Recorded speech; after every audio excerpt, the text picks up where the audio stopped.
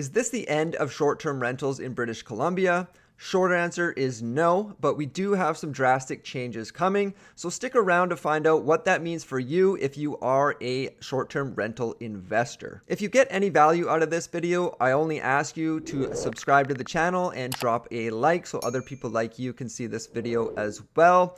And if you happen to be looking for a home in the Kelowna or the Okanagan area, I am a local realtor and would love to help you out. I've left my information down below where you can email me or book an appointment directly.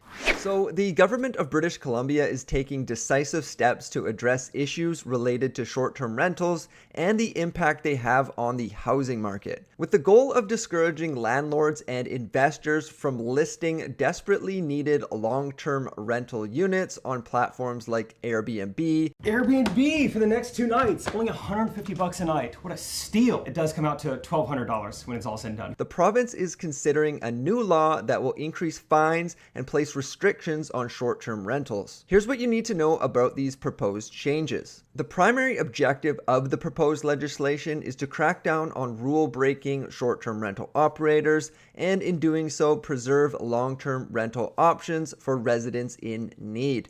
Housing Minister Ravi Kahlon introduced the Short-Term Rental Accommodations Act, emphasizing the need to curb investors seeking significant profits from short-term rentals at the expense of the long-term housing market. If this legislation is approved, short-term rentals in British Columbia will only be allowed in the operator's principal residence. This means that individuals living in single-family homes can list either a basement suite or a laneway home as a short-term rental, but not both. They can also list their primary residence as a short-term rental, provided they reside in it for the majority of the time. Now, for context, in Kelowna specifically, you must live in your primary residence 8 months out of the year, so you can't buy a house here in Kelowna, live in it for 6 months, rent it out for 6 months, that sort of thing. You can't do that here in Kelowna. You must be living in it for at least 8 months of the year. Now, if this legislation passes as it's set now, investors with multiple condo units listed on platforms like Airbnb will be required to convert those units into long-term rentals or face substantial fines. To enforce these rules, a new enforcement team will be established to address any violations. Smaller municipalities with populations under 10,000, as well as resort communities like, say, Tofino, Whistler, and Osoyoos are exempt from these regulations, although they do have the option to opt in. I'm not sure why they would, but the new rules do take effect on May 21st if they do go through. While approximately 30 municipalities already regulate short-term rentals through bylaws and licensing fees, the province estimates that nearly half of the short-term rental listings are currently in violation of existing municipal bylaws. Now, speaking on fines, maximum fines for hosts who violate local bylaws will increase from $1,000 to $3,000 per infraction per day.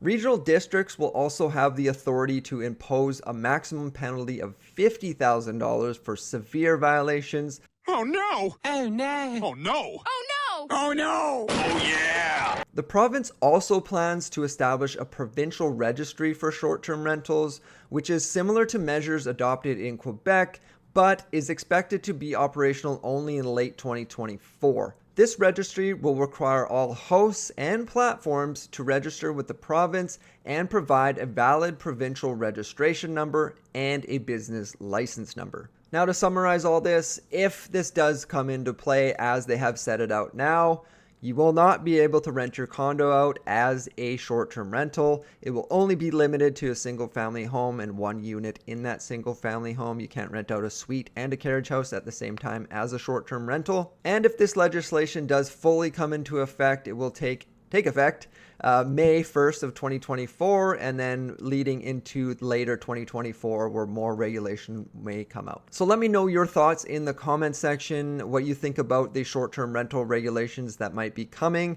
Will this help long-term renters? Do you think it'll have effect at all? I know here in Kelowna, there are a ton of short-term rentals just because we are such a huge tourist destination. There are a lot of condo buildings, a lot of condos that do allow short-term rentals here. So there are a lot of investors that have these condos. Personally, I think If this does come into effect and the condos, they have to sell off their condos if they don't want to be in the long-term rental pool, I think we'll see a lot of condos come to market, or obviously they'll just rent them out long-term, but specifically a lot of them do rent them out short-term because of the how much money you can get per night for some of these short-term rentals here, specifically in Kelowna. Well, that's it for this video. Thank you so much for watching. If you did get any value out of it, consider subscribing, dropping a like, and I'll see you on the next one.